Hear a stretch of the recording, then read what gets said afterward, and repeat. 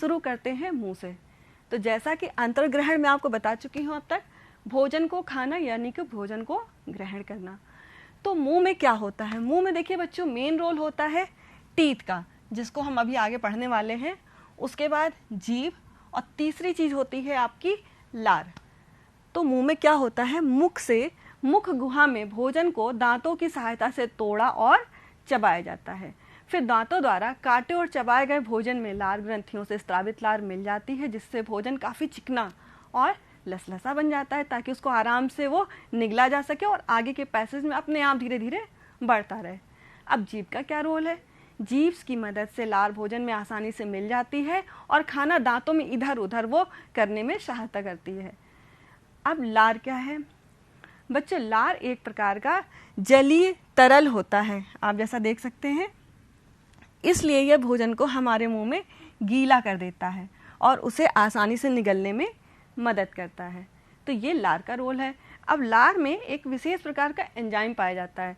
बच्चों, आपने अक्सर देखा होगा कि अगर हम भोजन को काफ़ी देर तक चबाते हैं, रोटी को, तो रोटी आपकी मीठी लगने लगती है। ऐसा कैसे हो जाता है? चलिए मैं बताती हूँ। लार में टाइलिन नामक एक एंजाइम पाया जाता है, जो रोटी के कार्बोहाइड्रेट के जटिल कणों को मीठे ग्लूकोज में बदल देता है, जिसकी वजह से रोटी हमें मीठी लगने लगती है। अब हम आगे आते हैं। फूड हमारा ग्रसनी से होते हुए आता है ग्रास नली में। ग्रास नली में भोजन में किसी भी तरह का पाचन नहीं होता है, ये सिर्फ एक पैसेज की तरह कार्य करता है और यहाँ से भोजन पहुँचता है आमाशय में, और आमाशय में भोजन 2 से 3 घंटे के लिए रहता है, जैसा कि आप ये देख सकते हैं सामने। आमाशय की दीवारों से फिर जठर रस, गैस्ट्रिक रस जिसे हम बोलते हैं, उसका स्त्रावण होता है, जिसमें ये 3 चीज़ें होती हैं: पाचक एंजाइम, हाइड्रोक्लोरिक अम्ल एवं श्लेष्म। इन तीनों चीज़ों के बारे में अब हम चर्चा करेंगे। पहला है पाचक एंजाइम। पाचक एंजाइम में 2 तरह के एंजाइम होते हैं, पेप्सिन और रेनिन।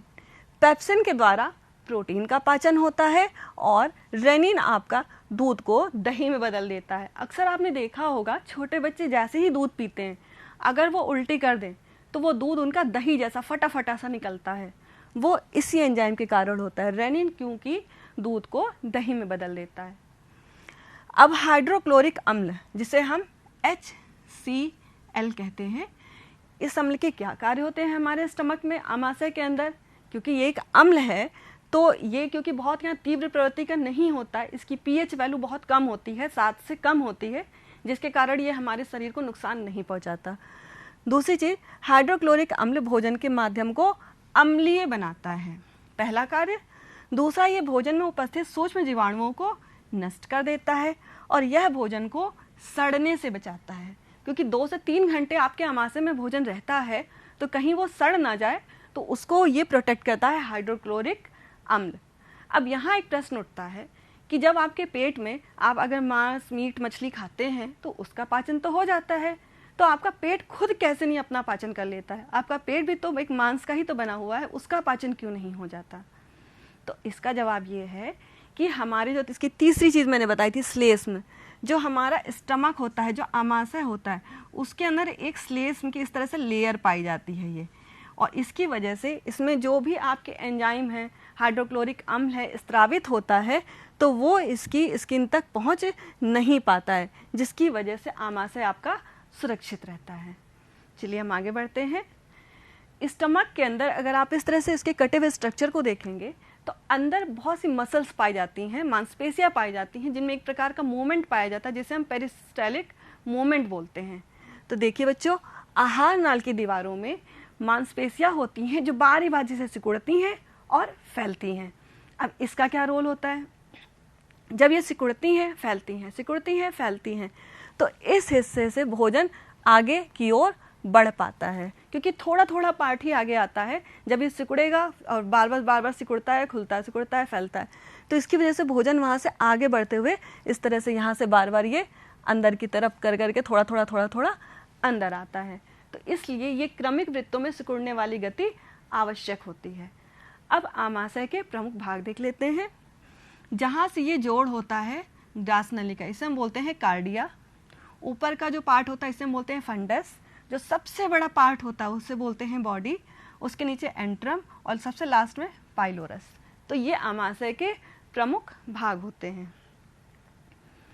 इसके बाद छोटी आंत में 2 ग्रंथियों का स्त्राव पाया जाता है, पहला है यकृत और दूसरा है अग्नाशय। जैसा कि मैंने आपको शुरुआत में बताया था, 3 ग्रंथियां होती हैं आपकी, एक लार ग्रंथि जो हम पढ़ चुके हैं, फिर यकृत और तीसरा अग्नाशय। देखिए बच्चों, यकृत जो है ये कशेरुकी प्राणियों में पाया जाता है और ये मनुष्य में पेट के दाहिनी तरफ देख सकते हैं, जैसा कि आप पेट के दाहिनी तरफ और डायाफ्राम के नीचे स्थित होता है और ये सबसे बड़ी ग्रंथि हमारे शरीर में पाई जाती है, वो है यकृत। अब देखिए यकृत का कार्य क्या है। यकृत के बहुत सारे कार्य होते हैं वैसे तो हमारे शरीर में, लेकिन कुछ कार्य आपको यहाँ बताए गए हैं, जैसे पित्त का निर्माण करना और फिर पित्त आपका इकट्ठा होता है। देख सकते हैं कि आपको छोटी सी थैली टाइप की संरचना दिख रही है, इसे हम बोलते हैं पित्ताशय यानी कि गॉल ब्लैडर, जहाँ पे पित्त जाके इकट्ठा हो जाता है और फिर यहाँ से वो जब जरूरत होती है तो यकृत से होता हुआ पित्त वाहिनी से बाहर आ जाता है। दूसरा काम है विसहरण यानी कि डिटॉक्सिफिकेशन। हमारे शरीर में तरह तरह के टॉक्सिक यानी कि विषैले पदार्थों का भी निर्माण होता है, जिनको निकालने का कार्य यकृत द्वारा किया जाता है। उसके बाद आता है ग्लूकोज से बनने वाले ग्लाइकोजन को यकृत द्वारा इकट्ठा करना। इसमें क्या होता है, जैसा कि आप ये देख सकते हैं, ग्लूकोज से ग्लाइकोजन को बनाना। जब हम बहुत ज़्यादा अगर हमारे शरीर में शर्करा का निर्माण हो जाता है तो वो हमारे लिए जो यूज़फुल नहीं होता, उतने हिस्से को ग्लाइकोजन में कन्वर्ट करके यकृत द्वारा संग्रहित कर दिया जाता है।